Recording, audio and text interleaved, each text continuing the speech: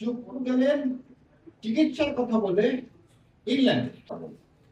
একটা মানুষ ফিজিওটিভ, তার শাস্তি হয়েছে মৃত্যুদণ্ড, আইনে সে পালাতো, রাষ্ট্রপতি শপথ নিতেন এই সংবিধান অনুযায়ী দেশের সার্বভৌমত্ব রক্ষা করবে। সে কিভাবে একজন পালাতক আসামির সাথে ফোনে কথা বলে এদেশে কিভাবে সামরিক শাসন জারি করা যায় সে নিয়ে তিনি পরামর্শ করে আসছেন।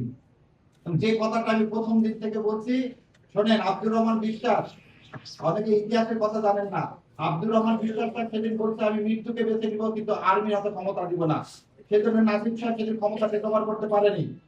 আমি জনাব প্রধানমন্ত্রীকে প্রথম দিন থেকে বলে আসছি, যতদিন এখানে চুপ থাকবে আপনার এই মসনদ, আপনার এটা হচ্ছে ভূমিকম্পের মতো কয়েক সেকেন্ডের ব্যাপার। এখনই যদি চুপ বলে যে আমি এই পার্লামেন্ট ভেঙে দিলাম এবং ক্ষমতা হস্তান্তর করে দিলাম কার কাছে, সেনাবাহিনী প্রধানের কাছে, কি করার আছে? কারণ এই সংবিধানে এটাই প্রবিশা, এই সংবিধানে এটাই প্রবিশা। আপনি আবার কালকে বলতেছেন উনি চিকিৎসার কারণে পদত্যাগ করতে পারে, দেশ থেকে বের হতেই পারে। মানে আপনি তাকে পদত্যাগ করে আমার দেশ থেকে বের করে দেওয়ার একটা এগ্রিমেন্ট করতেছে কার সাথে? যেমন ভাই বলি সব দল এক না, সবাই এক না।